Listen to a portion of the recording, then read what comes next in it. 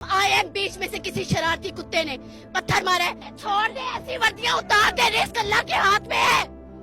अपने लोगों को मार रहे हो, ये कितनी तुम लोगों को भी लग रही होगी ये शेलिंग, तुम लोगों के मुंह पे भी जलन हो रही होगी। तुम लोग भी हमारे भाई हो, हमारा हिस्सा हो। तुम लोग को छोड़ के ना हम रह सकते हैं, ना हमें छोड़ के तुम लोग रह सकते हो। ये मुल्क नहीं होगा तो हिफाजत किसकी करोगे? ये मरियम नवाज, ये जो बैठी दरूद पढ़ रही है ना टीवी पे और कह रही है एक भी पुलिस भाई को कुछ हुआ तो इमरान खान जिम्मेदार होगा। हम कीड़े मकोड़े हैं, ये कीड़े मकोड़े हैं। एक मिनट मुझे बात पूरी करने दो। अब मुझे एक बात बताओ, वहाँ पर बैठी अवाम को और पुलिस को आमने सामने करके रखा हुआ है और बयान दे रही है मजीद इंतशार फैलाने के लिए, ठीक है? कोई भी आपको लगता है मैं पत्थर मारूंगी इन लोगों पे? मैं पूरा मन तरीके से आगे जाना चाहती हूँ, मुझे जाने दे। इमरान खान के लिए खड़े हो, मीडिया को देखो, क्या आप इस मुल्क में रहने वाले नहीं हैं? आपने यहाँ हासिल नहीं की, इनको दिखाए ये किसी की बेटियां हैं, ये मरेंगी तो भी हमें तकलीफ होती है। हमारी जो अंदर बहनें फंसी हुई हैं, हमें उनकी भी तकलीफ होती है। क्यों हम अलग अलग सफों में खड़े हुए हैं? हमारा बिलीव ला इलाहा इल्लल्लाह मुहम्मदुर रसूलुल्लाह है, हम क्यों अलग खड़े हुए हैं? एक पत्थर जो एक शरारती इंसान ने, जो हमारा नहीं हो सकता। हमारे लीडर ने हमें हमेशा एक चीज का सबक दिया है, पुरअमन रहने का। हम पुरअमन एहतजाज करते हैं, हम पढ़े लिखे लोग हैं। If you want, I can give you my interview in English. इनको नहीं समझ आ रहा कि नवाज शरीफ इंटरनेशनल लॉबी का हिस्सा है।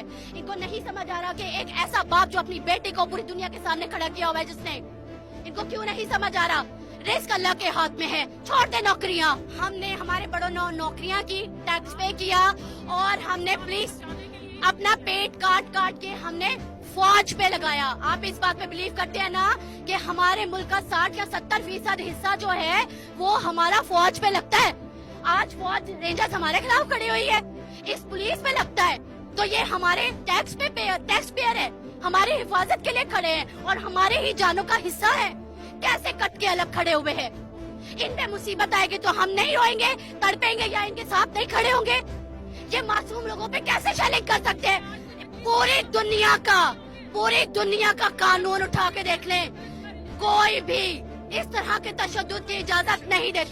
देखिए, मैंने आपको बार बार अभी कह दिया कि ये हमारा हिस्सा है।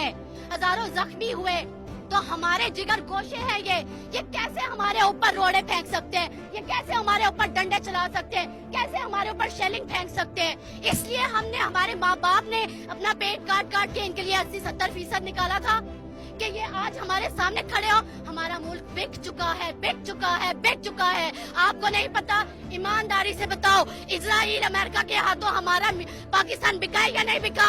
सरदारी ने बाहर जाके यहाँ से सूटकेस भर के खरीदा सारा कुछ के नहीं खरीदा? आपको क्या लगता है कि पाकिस्तान का जो सबसे वो होटल है, वन वाला जो होटल है, वो बिका? वो किसको बिका? कौड़ियों के भाव दिया इन्होंने, एम्बेसी कौड़ियों के भाव दिए इन्होंने। जो गुरबा है वो मर गए हैं। नहर के अंदर इन्होंने, आप देखें किस तरह से मॉडल बना के रखे हुए। वो पैसा किसके बाप का है? कहाँ से आ रहा है वो पैसा? वे मरियम का बाप जो है मफरल पहनता है, आपने देखा नहीं वो किसका मफरल पहनता है?